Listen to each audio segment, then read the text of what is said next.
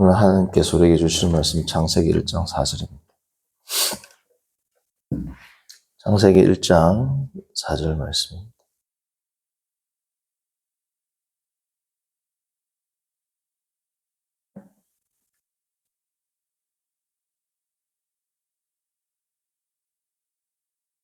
창세기 1장 4절 한 목소리로 읽습니다. 빛이 하나님이 보시기에 좋았더라. 하나님이 빛과 어둠을 나누사. 아멘. 우리 계속해서 창세기의 말씀을 보면서 창조의 의미는, 창조에서의 강조는 물질적인 무에서 유 혹은 존재론적으로 무에서 유가 아니고 기능적으로 기능이 부여되는지 아닌지가 창세기를 읽는 당시에 히브리인들에게 더 중요한 개념이었다를 계속해서 우리가 지금 살펴보고 있습니다. 확인하시죠?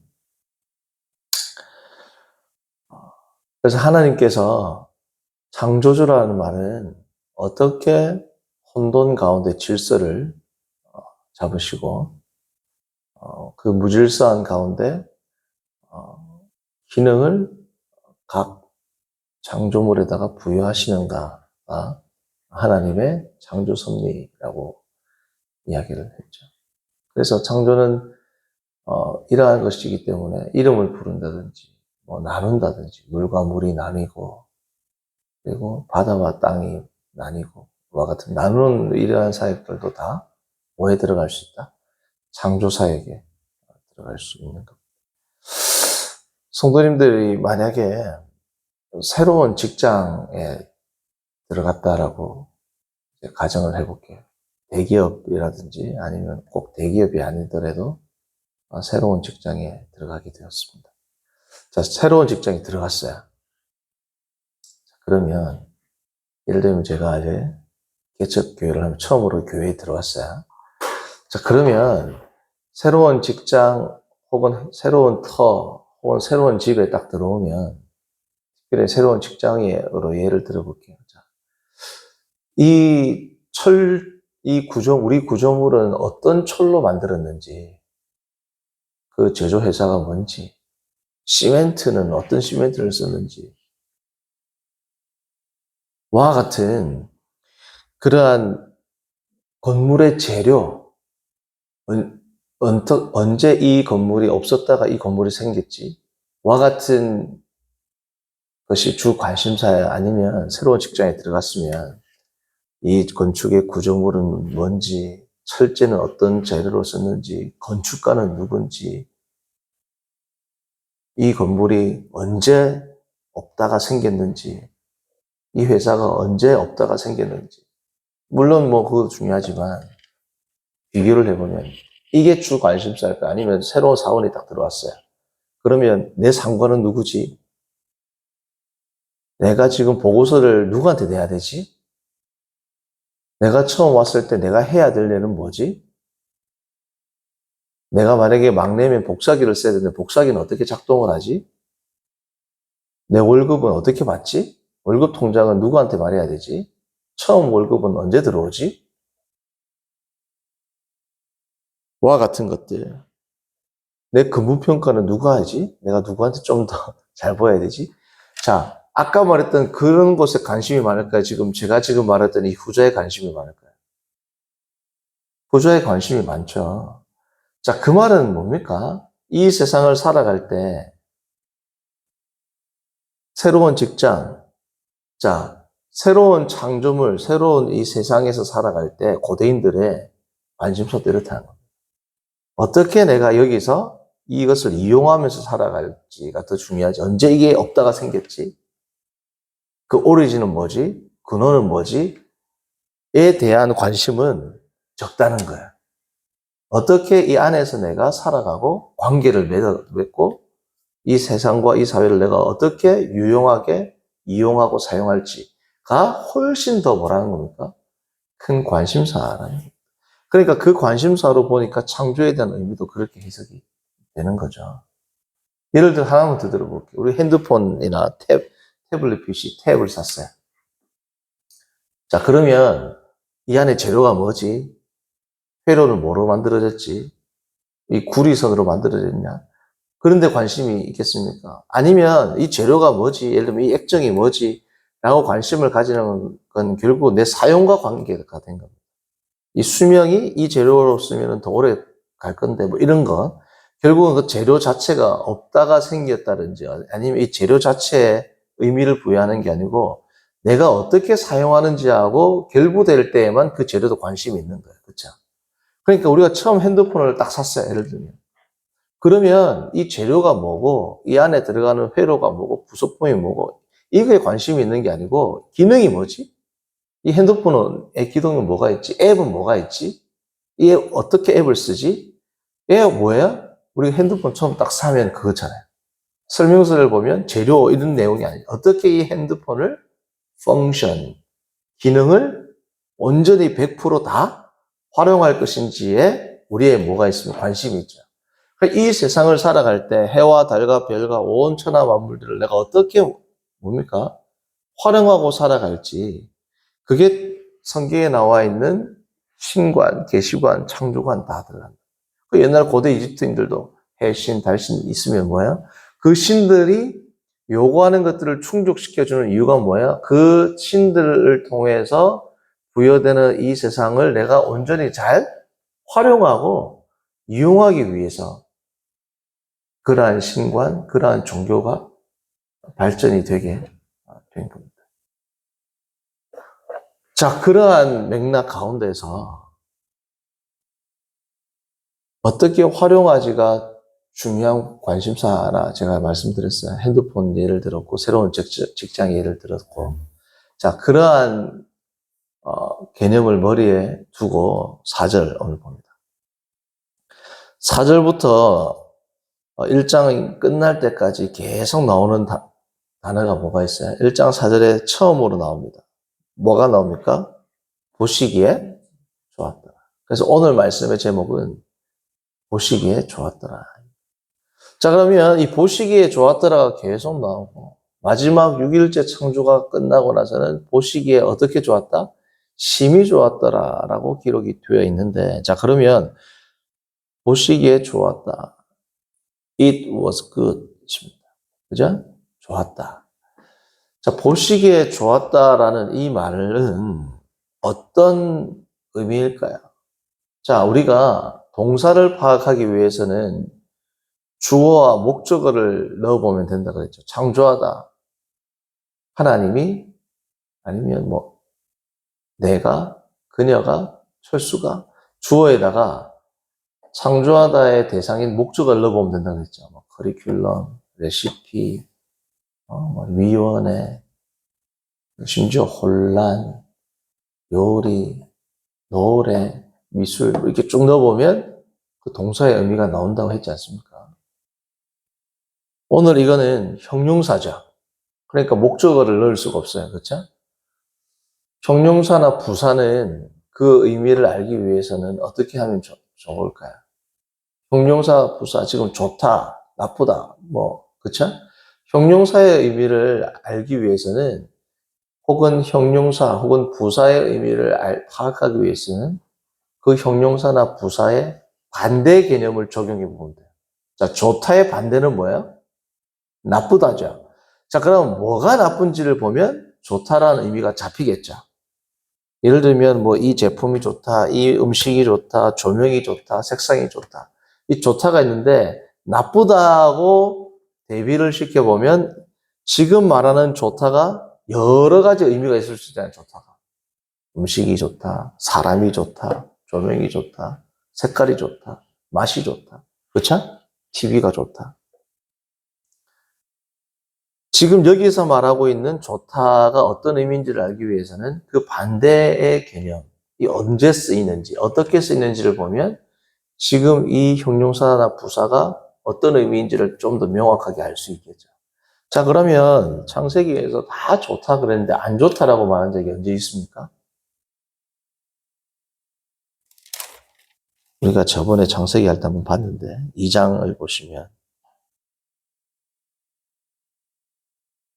18절 봅니다. 처음으로 안 좋다라는 말이 나오죠. 2장 18절. 여호와 하나님이 이르시되 사람이 혼자 사는 것이 좋지 않다. 안 좋다는 거. 자, 그러면 혼자 사는 것이 좋지 않다라는 말은 좋다가 무슨 뜻인지를 알 수 있는 중요한 구절입니다. 그렇죠? 왜냐하면 좋다가 여러 번 나오는데 좋다라는 것을 다 일일이 다 찾아보는 것도 한 방법이지만 좋지 않다라는 것과 대비를 시키면 딱 잘 알 수 있겠죠. 자, 그러면 좋다의 의미로 먼저 우리가 사용될 때 일반적으로 이 창세기를 볼 때 좋다라는 것을 어떻게 생각하냐면 첫 번째, 완벽하다. 그죠? 도덕적으로 흠이 없다. 하나님께서 만드실 때 오류가 없이 만들었다. 그런 것들이 뭐라는 겁니까? 좋다라는 의미라고 생각을 했죠. 그게 틀렸다는 게 아닙니다. 제가 누누이 말씀드리지만 창조의 기념도 무에서 유가 아니다라는 게 제가 아니죠. 여기서 당시의 히브리인들에게 오는 그들의 마음에 와닿는 의미를 이야기한 겁니다. 좋다라는 것도 하나님이 사람을 오류 있게 만들었다 뜻 아닙니다. 하나님의 디자인, 하나님의 섭리가 흠이 있다는 뜻도 아니에요. 그러나 본문에서 좋다와 좋지 않다라는 용례를 보면 좋다라는 의미가 이런 의미가 아니라는 것을 알 수 있습니다. 자, 왜냐하면 아담이 홀로 있는 것이 좋지 않다라고 했을 때 그러면 아담을 하나님이 흠이 있게 만들었습니까? 흠이 없는 것이 좋다라는 말의 의미라면 아담이 혼자 있는 것이 좋지 않다라는 게 해석이 안 돼요. 아담을 처음 혼자 만들 때도 완벽하게 만들었어요. 도덕적으로 힘이 없게 만들었습니다. 하나님의 디자인과 하나님의 창조물에 오류가 있어요, 없어요? 없죠. 그럼에도 불구하고 아담은 지금 좋다고 말합니까? 하나님이 좋지 않다라고 말합니까? 좋지 않다라고 말하는 것은 좋다라는 의미가 앞에 이 세 가지가 아니라는 거예요. 그렇죠? 자, 그러면 좋다라는 의미, 좋지 않다라는 의미가 여기에서는 뭐예요? 결국은 뭐하고 관계된다는 겁니까? 펑션입니다, 펑션. 아담이 혼자 있으면 인간으로서의 펑션, 기능을 다 할 수 있어요, 없어요? 없어요. 생육하고 번성하는 이 기능을 아담 홀로 수행할 수 있습니까, 없습니까? 그런 의미에서 좋지 않다, 좋다라는 겁니다. 그쵸? 자, 그러면 좋다라는 건 뭘까요? 이제 좋지 않다가 나왔죠? 좋다라는 것은 이렇게 생각하시면 돼요. 첫 번째 창조, 좋다, 좋다, 좋다, 심이 좋다, 쭉 나오잖아요. 그 말은 뭐냐면 마치 이런 겁니다. 체크리스트가 있어요. 특별히 이 체크리스트가 너무 중요한 직업이 뭐냐? 비행기 기장입니다. 기장. 기장하고 부기장. 하나라도 잘못 틀어지면 사고 나잖아요. 온 승객의 안전이 달려 있습니다. 그러니까 기장이 부기장한테 다 알아도 체크리스트를 딱 만들어갖고 서로 체크합니다. 자, 1번. 오케이? 오케이. 2번. 작동 잘하나? 오케이. 3번 작동 잘합니까? 4번 작동 잘합니까? 1번 작동 잘합니까? 오케이. 아, 좋네. 2번? 좋네. 3번? 좋네. 4번 좋네. 5번 다, 됐네. 아주 좋네. 이 말이죠. 그렇죠? 그러니까 하나님께서 이 세상을 보실 때 체크리스트라는 거죠. 예를 들면. 고대인들한테는. 좋군. 작동이 되는군. 작동이 되는군. 그 마지막 날은 뭐예요? 작동이 다 되는군. 그러니까 그게 뭡니까? 심히 좋았더라. 그러니까 지금 계속해서 제가 지금 창조라든지 이 모든 개념들을 질서와 작동, 펑션, 기능에 대한 의미로 설명하는 이유가 이제 어느 정도 명확히 잡혔지 않습니까? 자, 그러니까 창세기에서 말하는 좋다와 좋지 않다라는 것은 온전히 그 기능이 수행되는가? 수행이 되지 않는가? 기능이 온전히 수행되지 않으면 그게 뭐예요? 안 좋은 겁니다. 성도님들, 오늘 이 말씀을 우리 적용을 시켜본다면 좋은 성도는 뭘까요? 좋다라는 게. 성도라는 건 너무 포괄적이라면 예를 들면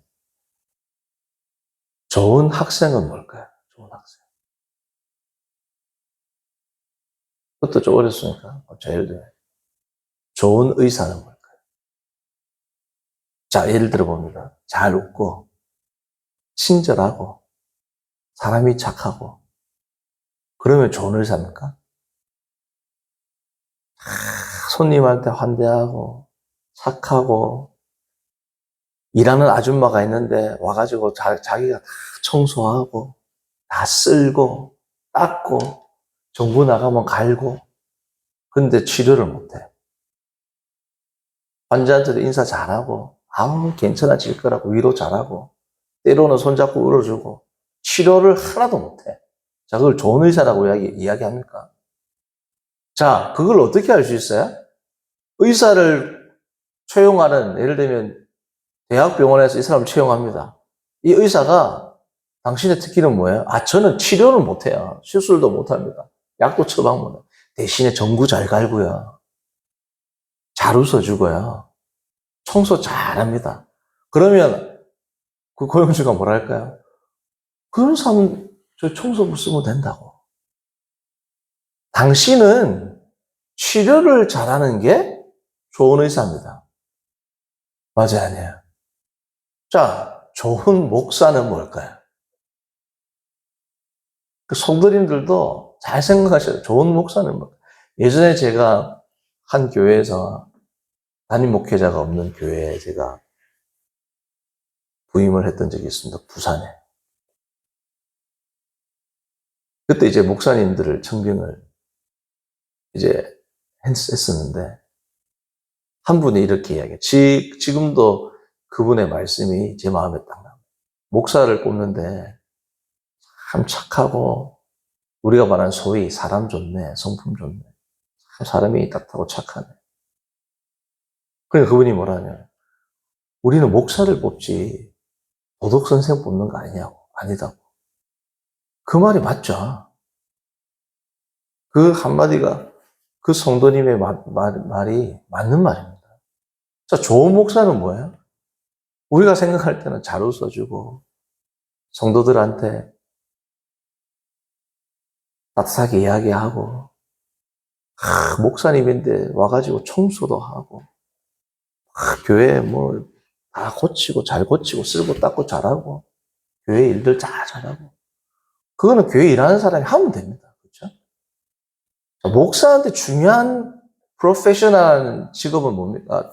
직책은 뭐예요? 목사가 수행하는 기능은 뭡니까? 말씀을 잘 가르치는 겁니다. 그리고 물론 성도를 위로하는 것도 있죠. 근데 이 성도를 뭐로 위로하는 거야? 잘 될 겁니다. 공감하는 것도 중요한 부분이지만 더 중요한 건 뭐예요? 말씀으로 권면하고 위로하는 거예요. 그러니까 목사에 있어서 가장 중요한 포인트는 뭐예요? 말씀을 제대로 잘 강론하는가, 가르치는가. 목사의 뭐예요? 가장 중요한 시기입니다. 우리 목사님은, 아니, 이 교육자는 예를 들면, 교육자가 돼가지고 쓸고 닦고 잘해야 돼. 그건 교육자가 해야 될 게 아니죠. 그거는 뭐예요? 서브입니다, 서브. 하면 더 좋고. 그러나 진짜 중요한 건 뭐예요? 본업이에요. 판사가 있어요. 마찬가지로. 그죠? 착하고, 온유하고, 와가지고 법원에 일하는 분이 계신데, 청소하고, 화장실 청소하고, 휴지 비우고. 그런 판사를, 좋은 판사를 합니까? 판사님인데 휴지도 비우시네. 화장실 청소도 하시네. 겸손한 판사님. 해요. 재판 잘하고, 판사의 직을 잘 하면서 그런 것들을 하면 겸손한 판사님이라고 뭐예요? 인정받을 수 있겠죠. 그러나 더 중요한, 가장 중요한 가치는 뭐예요? 재판을 공평정대하게 잘 하는 겁니다. 그러면서 사람의 마음을 이해하면서. 그게 재판정의 임무죠. 좋은 학생은 뭐예요? 공부를 열심히 잘 하는 학생입니다. 자, 제가 이 얘기 왜 하냐? 그럼 좋은 성도는 뭐라는 겁니까? 좋은 성도는 성도인 동시에 우리는 이 땅에서 하나님으로부터 다 소명을 받았죠. 소명, vocation. 이 말은 라틴어 vocatio에서 나옵니다. vocatio는 뭐 부르다는 거예요. 하나님이 불러갖고 준 게 뭐예요? 내 직업이란 말이에요. 자, 그럼 좋은 성도는 열심히 기도하는데 학교 선생님은 애들을 못 가르쳐. 그럼 좋은 성도가 안 되는 거야. 왜냐하면 성도는 하나님으로부터 부름을 받았는데 성도로서의 삶은 예배의 삶이죠. 자, 그런데 우리가 창세기를 볼 때 예배는 곧 뭐하고 직결되어 있어요? 삶과 연관되어 있습니다. 삶이라는 건 뭐하고 직결되어 있어요? 직업하고 직결되어 있어요. 자, 그러면 중등부 학생, 고등부 학생인데, 이 학생이. 좋은 성도는 뭘까요? 신앙생활을 잘하는데 공부 하나도 안 해. 좋은 성도일까요?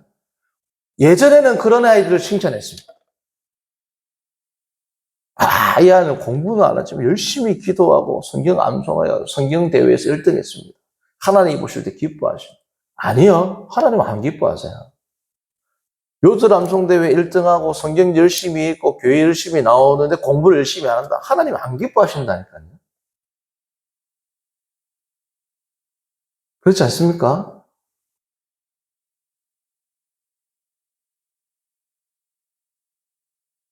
물론 그 과정 가운데 있으니까 하나님을 의뢰하고 신뢰하는 그 마음은 하나님 기뻐하시겠죠. 그러나 성도의 삶은 부분적인 삶이 아니라 파트가 아니라 전포괄적인 삶이란 말이죠.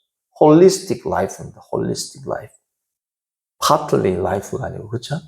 그러면 전포괄적인 것이 우리의 신앙생활이라면 좋은 학생, 크리스찬으로서의 좋은 학생, 크리스찬으로서의 좋은 학생이기 때문에 공부만 하고 예배를 등한히 한다. 걔도 50점짜리입니다. 그렇죠? 신앙생활, 소위 말하는 교회 생활은 열심히 하는데 공부를 안 한다. 이 친구도 50점짜리예요. 신앙은 전포괄적이란 거죠. 그렇죠?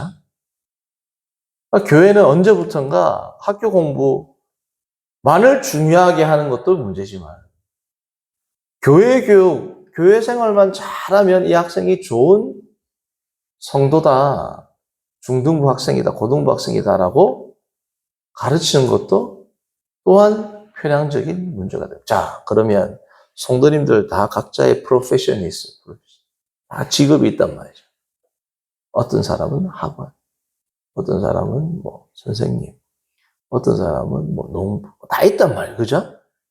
회사원직, 예를 들면 뭐 배우들 다 있단 말이죠. 그러면 좋은 성도는 뭐예요?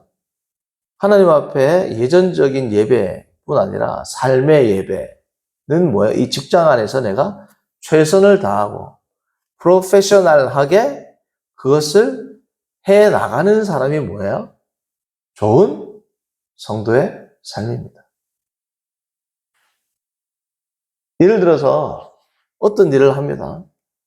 그 일을 최선을 다했는데도 잘하는데 어쩔 수 없는 거지만, 그렇죠?